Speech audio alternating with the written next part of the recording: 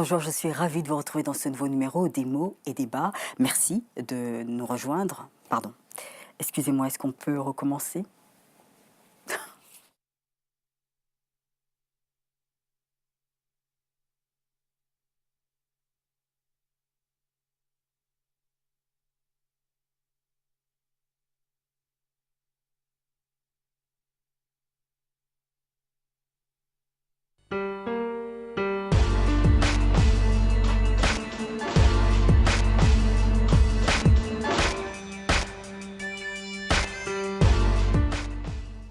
Bonjour, je suis ravie de vous retrouver sur Télésud. Excusez-moi. Oh,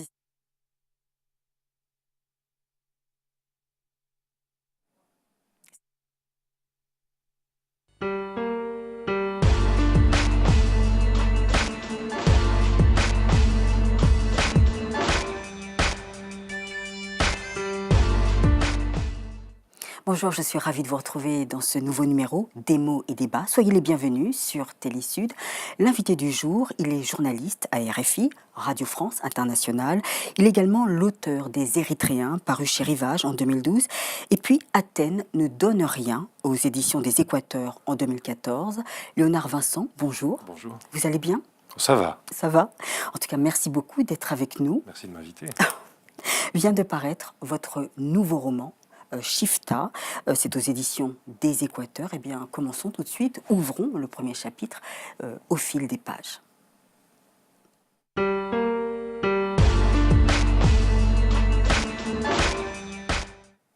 Léonard Vincent, Shifta se déroule en Somalie.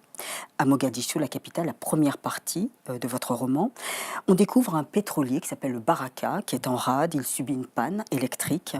Il doit rester à quai en attendant que les propriétaires et les assureurs, les assurances se réveillent et puis portent la responsabilité de cette avarie logistique. Alors, pour quelle raison avez-vous choisi la Somalie, la corne de l'Afrique ? La Corne de l'Afrique, ceux qui connaissent un peu mon travail comprendront pourquoi. C'est parce que j'ai rencontré là-bas un monde absolument fabuleux et extrêmement romanesque. Je veux dire, le monde entier est romanesque, vous allez me dire, mais cette partie du monde est tellement ignorée du reste. Il y a tellement d'images qui courent autour, c'est-à-dire on est à la fois dans Henri de Montfred et Al-Shabaab, enfin il y a un peu de tout, il y a tout le XXe siècle qui est enjambé, à la fois la colonisation qui s'est pas très bien passée pour les colons là-bas, et puis ces réveils des peuples, cette construction des nations, ce rapport qu'avaient tous ces pays avec la guerre froide, à quel bloc s'allier.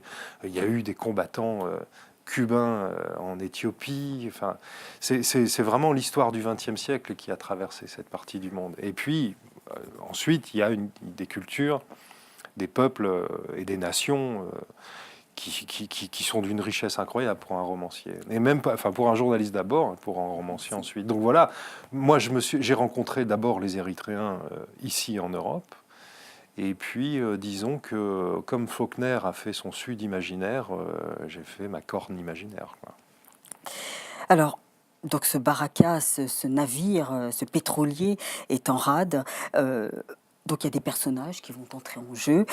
Il s'agit d'abord de Bruno Commandant. C'est le cuisinier, le cuistot. Vous pouvez nous le présenter? Bruno, c'est un type un peu grognon. Avec l'accent marseillais. Oui, c'est un Marseillais syndicaliste qui s'est ennuyé considérablement toute sa vie. Et qui a choisi le premier signe de l'aventure que lui présentait l'existence, c'est-à-dire l'embarquement sur un bateau, les grands voyages. Ça lui a donné l'impression que sa vie avait du sens, mais qu'en réalité, c'est un déclassé. C'est quelqu'un qui est comme les trois autres, enfin comme les deux autres personnages, ils forment un trio. Ce sont des gens qui sont perdus dans la modernité. C'est-à-dire qu'ils sont dans les bas-fonds, dans les soutes du monde, et où ils turbinent, ils essayent de se faire une vie, mais en réalité, ils ne maîtrisent pas grand-chose et ils ne comprennent pas grand-chose. Ils sont pris dans des choses assez absurdes et des mécanismes, comme vous le disiez tout à l'heure, qui est responsable juridiquement d'un navire en panne. C'est des problèmes qui se posent à chaque fois qu'un bateau tombe en panne. Et là, en l'occurrence, quand on est en rade dans Mogadiscio, qui est-ce qui va rapatrier, payer les salaires, payer les réparations, être responsable juridiquement de la sécurité des passagers? Il y a toutes sortes de nébuleuses imbriquées les unes dans les autres qui vont dans les paradis fiscaux du monde entier. Et donc, ils sont perdus là-dedans. Alors déjà, ils sont perdus là-dedans, mais c'est vrai qu'on découvre au fil, dans les pages suivantes, c'est vrai que chacun des personnages a un sombre passé. C'est vrai que Bruno, commandant le cuisinier, on découvre qu'en fin de compte, c'est quelqu'un qui pensait au suicide. Oui, oui. Très Oui, bien malheureux. sûr, mais comme beaucoup de gens, vous savez, on ne se dit pas que l'humanité est dépressive, mais quand même, je constate en Europe aujourd'hui qu'il y a une humeur très sombre, et cette humeur sombre, elle s'exprime soit par la révolte, soit par l'abattement, soit par l'enfermement de soi-même. Donc le suicide traverse les sociétés européennes aujourd'hui, occidentales, de manière générale. J'imagine, je ne connais pas assez bien pour le dire, mais ça traverse l'humanité. C'est une question qui traverse toutes les philosophies, la mort et se donner la mort. Donc lui, il le prend comme un homme ordinaire, c'est-à-dire c'est une option parmi d'autres. Et si on arrêtait là, parce que vraiment, on s'ennuie, quoi. Deuxième personnage dans votre roman qui va rencontrer justement le cuisinier Bruno Commandant, il s'appelle Médani. Alors Médani est érythréen et lui aussi il fuit quelque chose, il fuit son passé. Oui, il fuit, il passe sa vie à fuir. D'abord, c'est un Oui. jeune enrôlé de la rébellion érythréenne qui lutte pour l'indépendance, qui est utilisé comme un enfant soldat parce qu'il est extrêmement habile et très souple. Oui. Il est utilisé comme assassin, très très jeune. Et il fuit ça d'abord. Ensuite, il fuit la violence que fuient ceux qui ont fui. C'est-à-dire, on connaît aujourd'hui les conditions de vie, si on peut dire vie, au Soudan ou en Libye, pour les subsahariens qui tentent de fuir des situations qui sont déjà désastreuses. Elles sont encore plus catastrophiques à mesure que le temps passe et que les politiques européennes les enferment là-bas. Et puis qui parvient malgré tout à passer en Europe, qui vit un moment à Marseille, comme Bruno. C'est la raison pour laquelle il parle français. C'est là-dessus que se fera leur liaison sur le port de Mogadiscio. Il va vivre la vie des pauvres et des exclus, c'est-à-dire la débrouille, la petite délinquance. Il va essayer de faire sa vie avec son talent. C'est un personnage, Médanier, qui a beaucoup de talent, qui est un génie du commandement, de la réflexion. C'est un vrai chef. Mais c'est quelqu'un qui n'a pas envie de l'être, parce que être chef, c'est passer aux responsabilités, c'est être un assassin. Donc il n'a pas envie de ça. Lui, c'est un jeune homme, il veut vivre sa vie de jeune homme. Et puis, il est renvoyé en Afrique après avoir subi toutes sortes d'avanies, évidemment, Oui. et il se retrouve perdu sur le port de Mogadiscio, exactement comme Bruno, alors même qu'ils ont fait un parcours pas similaire, mais disons parallèle, ou en tout cas où ils se retrouvent après avoir touché des points et des balises communes. Dans la brousse de Moyenne Chabelle se trouve une ferme isolée dans les broussailles. C'est un repère de Moudjahidine. Et là, on découvre le colonel Abdirazak Déré, alias Adag. Donc là, sont tenus dans cette ferme isolée en esclavage Zineb et Ayan. Et là, on voit, vous décrivez leurs sombres conditions, la manière dont ils sont arrivés dans cette ferme isolée. Oui, ce sont des pions en réalité. C'est une femme et son fils qui ont un destin tragique parce qu'ils sont tout simplement utilisés dans le cadre d'un jeu de masques et de déguisements où les djihadistes ont besoin d'eux pour jouer un rôle. Donc on leur impose ça sous peine de mort. Donc ils sont condamnés à n'être pas eux. Donc, c'est-à-dire que les vrais Zineb et Ayan ont été tués. Ils sont morts, et donc cette ferme appartient à un colonel célèbre de l'armée somalienne. Donc c'est parfaitement, c'est une espèce de secteur sanctuaire pour les autorités fédérales et puis pour les clans qui règnent sur la région. Mais pourtant, à l'intérieur de cette ferme ne vivent pas vraiment les membres de la famille du colonel, vivent deux marionnettes qui sont des êtres humains, mais qui sont des marionnettes pour les djihadistes et qui servent à garder le trésor d'un émir du groupe Al-Qaïda en Somalie. J'avais l'impression que vous vouliez dénoncer quelque chose. D'une part, les revendications des Chebabs, et puis aussi ce sombre financement qui vient soit du Qatar, de l'Émirat arabe uni. C'était ça aussi, C'était votre surtout, oui, position? c'était Ouais. décrire cette espèce de mécanique absurde où il y a vraiment deux couches du monde. C'est-à-dire qu'il y a une couche qui fonctionne, qui a compris la modernité et qui la fait fonctionner, qui fait tourner cette espèce de mécanique des sphères où les financiers des uns et des autres sont souvent les mêmes, à Dubaï ou ailleurs, où tout le monde joue double jeu, où la caricature qu'en fait la presse internationale, en réalité, on révèle derrière des histoires simples, les bons, les méchants, les djihadistes et les démocrates, des choses beaucoup plus compliquées que ça, des intrications beaucoup plus complexes et profondes et qui sont inscrites dans l'histoire, dans les rapports personnels qu'ont les gens, qu'ont les acteurs de l'histoire. Et puis, donc, il y a ces grands ordonnateurs de la mécanique un peu folle du monde, et puis tous ceux qui subissent tout ça. Moi, je pense que j'ai toujours trouvé qu'il y avait beaucoup d'héroïsme chez les faibles, chez les victimes et chez les pauvres. Parce que ce sont eux qui ont systématiquement cette alternative, qui sont toujours face à cette alternative de l'héroïsme ou la mort. Et ils choisissent la plupart du temps la vie et donc l'héroïsme. Je veux dire, ça, d'abord, c'est extrêmement romanesque. Et puis, en plus, si on est à la recherche de héros aujourd'hui, moi, j'aurais tendance à moins les chercher du côté de ces animateurs, de cette mécanique totalement folle et absurde qui broie la moitié de l'humanité et qui enrichit l'autre moitié. J'aurais plutôt tendance à les chercher vers ceux qui essayent de faire une vie humaine qui mérite de porter ce nom, sous l'emprise de cette mécanique. Et sans hostilité particulière envers les grands chefs, mais simplement avec une exigence centrale qui est que la vie humaine est précieuse et qu'elle doit être construite de manière à se libérer soi-même et à autant que possible libérer les autres. Après cet épisode, donc ce repère de Moudjahidine, il y a quelqu'un qui arrive en scène, c'est le troisième personnage important de votre roman, c'est Abdi. C'est un berger et il a compris tout de suite qu'il se manigançait quelque chose dans cette ferme isolée. Oui. Être berger, c'est quoi aujourd'hui en Somalie Alors vraiment, c'est être au plus bas de l'échelle, hein, de garder les animaux des autres. C'est vraiment, on est à la fois extrêmement utile et Cela puis n'empêche pas extrêmement d'être malin. négligeable. Oui. Voilà, donc il est le dernier maillon. C'est un jeune homme, hein, il a même pas 18 ans. Oui. Mais il a une particularité. Comme commandant, comme Bruno Commandant est volontaire, grognon, et qu'il a la force d'être blanc. C'est vraiment une étrangeté. Donc il stupéfie les gens. Il est aussi un danger hein, pour eux, parce que la Somalie c'est particulier comme pays, mais il a cette identité-là, donc ça permet d'avoir une carte ça à jouer. Donc, il sait très bien quel rôle il joue dans ce groupe.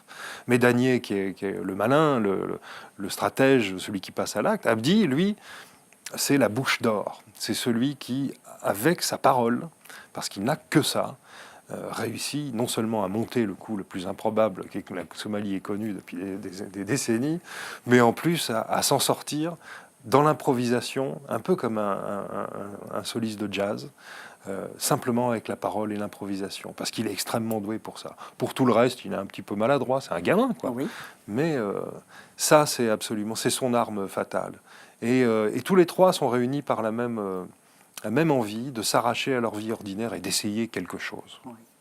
Ça, c'est vraiment, pour eux, essayer quelque chose. Quand on n'a plus rien à gagner, quand on n'a plus rien à perdre, quand on est pas dans le désespoir, mais face à cette espèce d'obscurité absurde, et qu'on décide de passer à l'acte, la force qu'on a et qu'on acquiert est considérable. Et Abdi Oui, et montre cette bien ça. confiance, oui, lorsqu'on a besoin Bien de sûr. passer outre, Il de faut y sortir de aller. cette misère. Il faut Oui. y aller. Oui. Il faut le faire. Il faut passer. De toute façon, c'est soit ça, soit on reste et on attend la mort. Il faut y aller. Il faut passer à l'acte. Et ça donne des choses assez burlesques et drôles. Je veux dire, la vie est aussi drôle et la tragédie est toujours drôle aussi. Et là, c'est ce qu'ils décident de faire, de passer à l'acte avec leurs défauts, mais leur grande qualité à tous les trois, leur atout à tous les trois, qui décident de mettre en commun, en toute lucidité, pour essayer de s'arracher, de vivre une aventure, quoi. Hein. Alors justement, lorsqu'il décide de commettre ce cambriolage, on va dire, ce hold-up, il y a une scène, c'est-à-dire que bon, ils viennent avec un âne pour rentrer dans une sorte de mise en scène, pour dire, ben voilà, je voudrais que mon âne boive donc dans votre puits, madame, ouvrez la porte. Donc cette dame, Zineb, ouvre la porte. Mais c'est assez marrant parce que, comme je ne m'en souviens plus qui devine, je ne sais plus si c'est Médani ou alors Abdi, qui devine que le petit Ayaan cache cette Ouais, grenade. c'est le Comment, petit Abdi, ouais. oui, comment sait-il? Mais parce que c'est un enfant lui aussi. Et Mais qui ça sait se voit lire dans le pas. visage d'un Oui. enfant, bah, ici, il a une gestuelle, bien sûr. Et la maman Il est n'était pas au caché. courant? Mais la maman, elle ne sait plus où elle est. Vous avez bien compris que la maman est entièrement dévouée à son fils. Oui, Et la seule chose qui l'intéresse, son destin, elle est perdue. On a oui, tué son mari, enfin, son mari est mort. Elle est placée, est utilisée avec son fils par des djihadistes pour garder un trésor dont elle ne voit pas la couleur, alors oui, qu'elle dort dessus. Son destin est perdu, c'est la seule chose. Et ça, vous le savez bien. Il n'y a pas qu'en Afrique que c'est comme ça. Quand les mères sont dans des situations désespérées, elles donnent tout pour la oui, survie et pour la- l'accompagnement de leur enfant. Et elle est là-dedans. Et tous les deux sont pris dans cette contradiction d'être à la fois des sujets d'un émir mystérieux, qui est l'émir djihadiste qui a accumulé ce trésor et qui les garde oui. en semi-captivité, et puis des êtres humains qui cherchent malgré tout à jouir de la vie. Et c'est comme ça qu'Abdi d'ailleurs réussit à leur parler, en faisant appel à cette contradiction, en disant vous êtes certes des objets, vous êtes certes des sujets, comme on est enrôlé dans une armée, quand on est soldat, on a juré fidélité, on a des loyautés et des Oui, amitiés, mais on a en dessous la strate d'en dessous qui est la vie humaine qui veut s'épanouir. Donc elle comprend, lui il comprend très bien que cet enfant est perdu, qu'il ne sait pas sur quel terrain il doit se placer, sur le terrain de la lutte que lui a confié l'émir. oui, Est-ce qu'il sera un héros comme ça? Est-ce que sa vie va prendre du sens en faisant un acte de martyr? Ou est-ce que sa vie va prendre du sens en suivant sa mère dans une espèce de compromis un peu fou avec ces créatures sorties de nulle part qui viennent dans la ferme et qui réclament l'argent?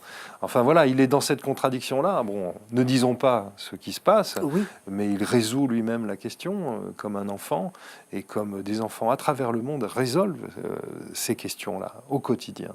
C'est-à-dire que les enfants pris dans la guerre, les enfants pris dans la violence, se posent des questions d'une profondeur philosophique incroyable et trouvent souvent des réponses extrêmement raisonnables. Et, et ce petit Ayaan est pris dans cette toile d'araignée, aiguillonné et conduit par un enfant, par un grand frère qui est Abdi, qui est ce personnage qui vraiment est pour moi au centre du roman. C'est lui qui fait tout. C'est en réalité l'enfant le plus naïf, le plus fragile, qui est le moteur, le carburant de toute l'histoire. Les autres se laissent embarquer par lui. Mais il faut dire que Abdi aussi, sa quête, c'est de retrouver son petit frère. Oui, enfin c'est de le retrouver, c'est de lui proposer à son tour quelque Oui, chose. C'est-à-dire son petit frère a été mutilé par une mine euh, et vit en Somalie. Et ils ont des rêves assez simples, hein. Vous savez, dans les Érythréens, j'écrivais déjà que les Érythréens que j'ai rencontrés dans les camps de réfugiés en Afrique ou sur les routes d'exil aspiraient en réalité à se construire des vies ordinaires. Et je les appelais les héros ordinaires de l'Érythrée. C'est vraiment ça. Il ne cherche pas grand-chose, Abdi, pour son petit frère. Il veut juste sortir de ce monde où on subit toujours. On subit les pouvoirs, on subit la folie des constructions humaines et des constructions politiques et économiques. On subit. Bah, lui, il veut plus subir. D'ailleurs, les trois ne veulent plus subir. Et lui essaye de trouver une issue, non seulement pour lui, mais aussi pour le seul être pour lequel il est encore, enfin avec lequel il est encore un lien très affectueux, c'est son petit frère. Et puis son petit frère pour moi aussi ce petit frère handicapé, il est celui qui symbolise, qui incarne le mieux vraiment ceux qu'on considère comme ceux qui ne sont rien, comme dit malheureusement le président de la République française. Ceux qui ne sont rien. En réalité, ceux qui ne sont rien sont au cœur et au centre de la dynamique de l'humanité. Et c'est ce que j'ai voulu montrer. Ce petit garçon déchire mon cœur en même temps que celui de son grand frère. Et je pense que c'était un moteur considérable pour un écrivain. alors, ce roman s'intitule Shifta. ça veut dire des hors-la-loi. Mais souvent, les hors-la-loi sans loi, sans cœur, sans fondement, ils ne pensent qu'à eux. Et là, on a l'impression que ce n'est pas vraiment des hors-la-loi, on a l'impression que ce sont des gens qui font du bien. Mais oui, c'est tout le paradoxe. C'est tout le paradoxe. C'est-à-dire qu'on a des gens extrêmement respectables qui Oui, organisent les finances à la fois du gouvernement de transition somalien, des hommes d'affaires qui existent et qui font tourner la boutique à Mogadiscio, pour être clair. Et puis des chebabs. Enfin, tout ça fait partie d'un monde extrêmement organisé, de gens puissants en place, euh, qui se pensent moraux. Et puis, vous avez ces gens qui essayent de... Voilà, ces gens perdus dans la modernité qui essayent de se faire une vie. Alors, Shifta, c'est particulier, si je l'ai appelé comme ça, c'est aussi parce que c'est pas seulement un hors-la-loi, c'est pas seulement un bandit. Quand en Éthiopie ou en Érythrée, on parle de Shifta, on a soit le voleur de rue en tête, soit le grand bandit d'honneur, les grands rebelles sont des Shifta d'abord. Awate, qui est le premier le premier homme à avoir monté une petite bande pour lutter contre l'occupation éthiopienne en Érythrée, se présentait lui-même comme un Shifta. Donc il y a à la fois ce côté glorieux des bandits d'honneur. En France, on dirait un malandrin. On a eu des grands bandits, hein. On a eu Cartouche, on a eu Mandrin. Voilà, c'est plutôt ce genre de figure-là. Donc ils sont à cheval entre la grandeur héroïque des grands romans classiques français, à la Stendhal ou Jean Giono, hein, Angelo Pardi ou Fabrice Del Dongo, et puis des gens ordinaires de la littérature populiste, c'est-à-dire les dockers, les pauvres, les clochards. très bien.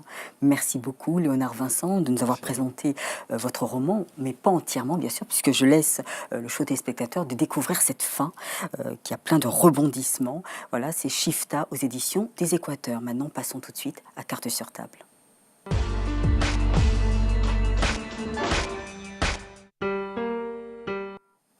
Léonard Vincent, vous êtes journaliste à Radio France Internationale, à RFI.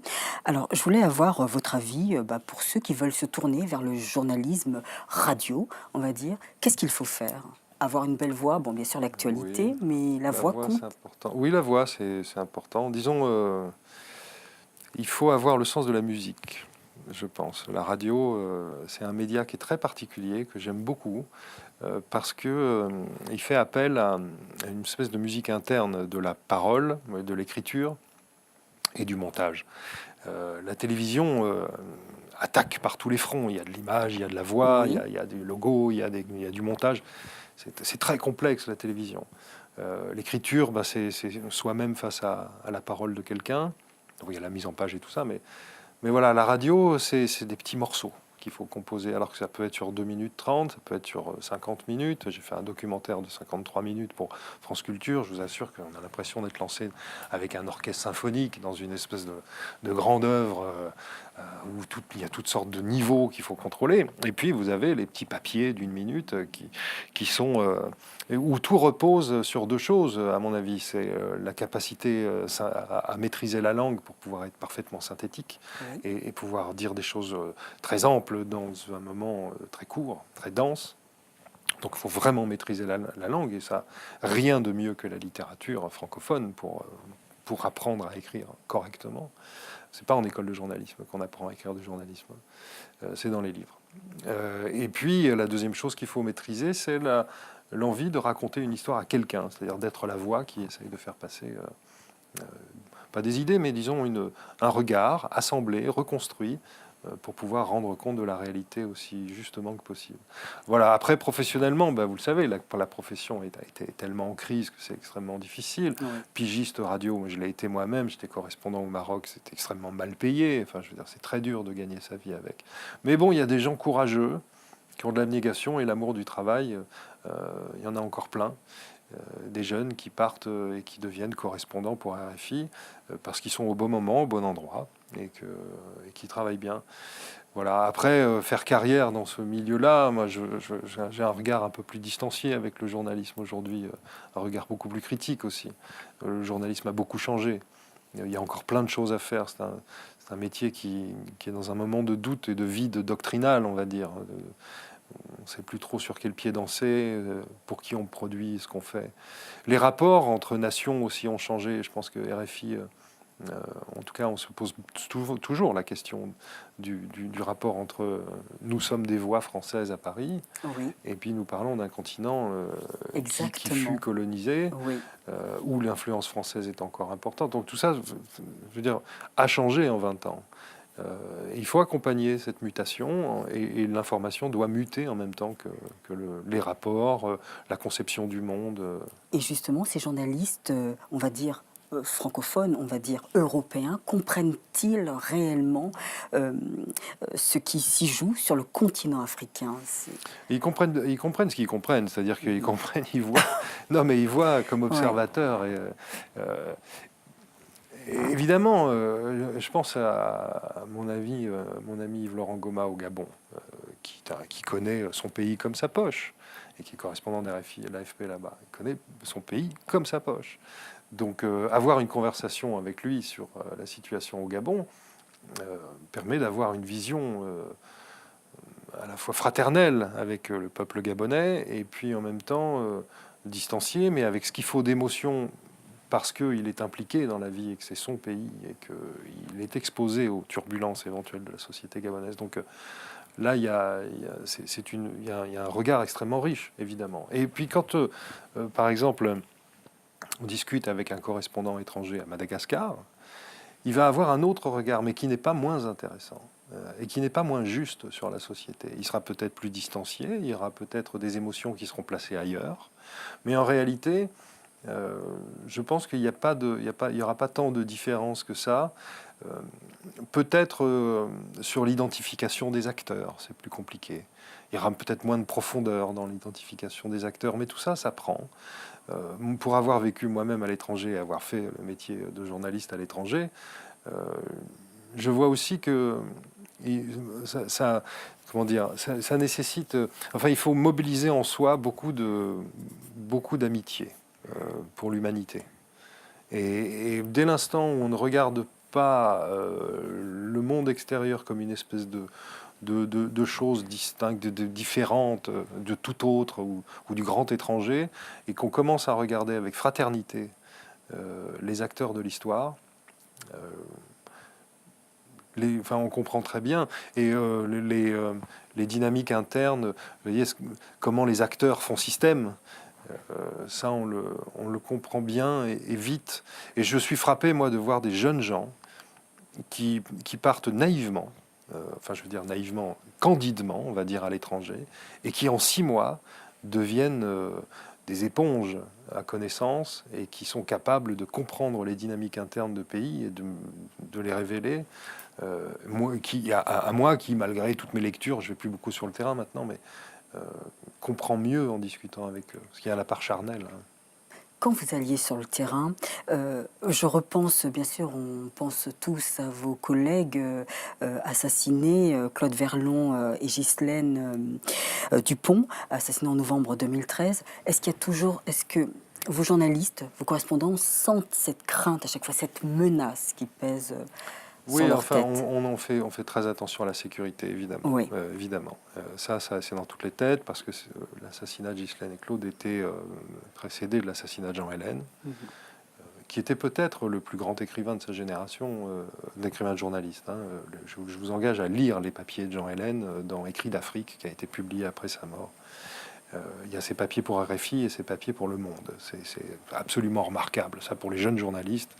Lisez et apprenez par cœur les écrits d'Afrique, Jean Hélène. Donc oui, effectivement, le poids de la sécurité, le monde a tellement changé pour les journalistes étrangers, en Afrique et ailleurs, hein, qu'on est obligé d'accompagner ça et que ça devient plus compliqué de travailler, certes. Mais l'essentiel qui traverse, je parle pour mes collègues, hein, mais je ne crois pas me tromper, je crois que l'essentiel pour eux est d'essayer de donner à voir et d'expliquer simplement des choses qui sont lointaines et négligées. Et je crois que ça, c'est au cœur. C'est pas la peur, ni la crainte, ni la volonté de faire jouer des rapports de force qui est au cœur de l'activité de tous ces journalistes de RFI européens que on peut voir sur le terrain. C'est vraiment l'idée d'aller chercher... c'est des espèces de petits romanciers du réel. Hein, et ils vont chercher des réalités et des histoires pour essayer de les amener dans une lumière que ces histoires méritent. Et il y a souvent cette frustration chez les journalistes de RFI, de Service Afrique, de se dire il y a qu'à RFI qu'on peut raconter ces histoires. Et donc c'est une grande émancipation pour eux. Quand on écoutez la fin des journaux de RFI, écoutez souvent la fin des journaux. Quand c'est moi qui fais la programmation des journaux du soir, par exemple, quand l'opportunité se présente, je mets toujours un dernier sujet où il y a une histoire personnelle. On entend des voix, on entend des gens qui ont des histoires dérisoires parfois, mais qui sont extraordinaires parce qu'elles sont mises en mots et qu'elles sont ambiancées par des journalistes talentueux. Hier, ou l'autre jour, j'étais en période de permanence le soir, il y avait un dessinateur de BD centrafricain qui a raconté et qui dessinait toute la crise centrafricaine et qui parlait de son expérience, et on entendait le bruit de son stylo, de ses feutres. Ça, pour moi, c'est des petits moments de grâce, comme on dit. J'aime pas cette expression. C'est des moments, des petits moments d'histoire. C'est des éclats de l'histoire parce que je suis un peu fatigué par l'omniprésence des politiques et des hommes politiques et des femmes politiques. Enfin, disons de la rhétorique politique dans les médias. Je pense qu'il y a une vraie place, un vrai besoin de voix ordinaires qui racontent pas grand-chose, mais qui sont souvent beaucoup plus révélatrices sur le contenu du réel. Que les postures des uns des autres et les calculs politiciens et les alliances et les contre-alliances. Très bien, merci beaucoup Léonard Vincent pour cette deuxième partie de l'émission. Nous allons passer à la dernière, celle du coup de cœur.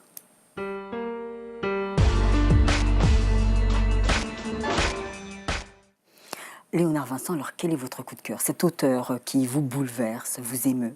Alors, c'était difficile de choisir. J'ai choisi le premier. En réalité, il y a un livre tous les ans qui me bouleverse. Mais le premier qui m'a vraiment bouleversé, c'est le recueil de textes appelé L'été d'Albert Camus. Et je vais vous dire pourquoi j'ai finalement choisi par celui-là que j'ai lu à l'âge de 16 ou 17 ans et qui a retourné ma vie. Parce que je trouve que Albert Camus est un homme mécompris, incompris, malgré son immense postérité.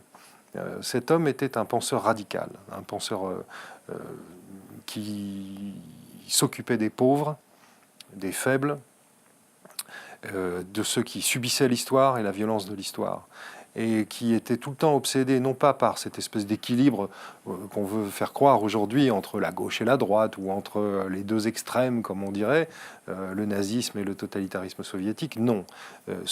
Sa recherche d'équilibre, c'est l'équilibre entre la lutte et le combat quotidien, brutal contre l'injustice, et la jouissance de la vie.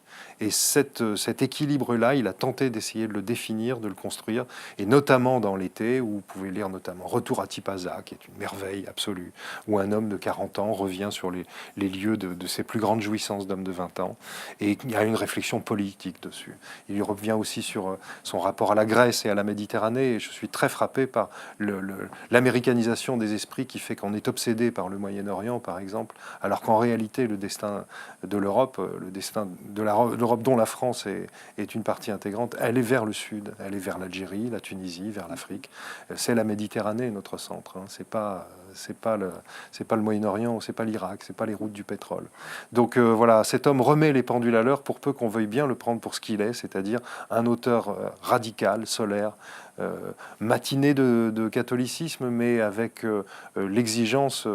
Enfin, je veux dire, c'était un athée, mais avec l'exigence de la douceur qu'avait le christianisme italien, par exemple, et qui est aussi ce rapport au paysage et à l'amitié des hommes, qui est trop souvent négligé au profit du cynisme, du calcul ou de la rigolade aujourd'hui.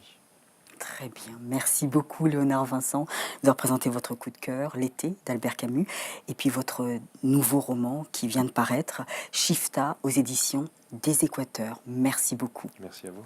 Et puis, quant à vous, mes chers complices, eh bien, on se donne rendez-vous la semaine prochaine avec un autre auteur bourré de talent, comme d'habitude. Merci de votre fidélité. Au revoir et à bientôt.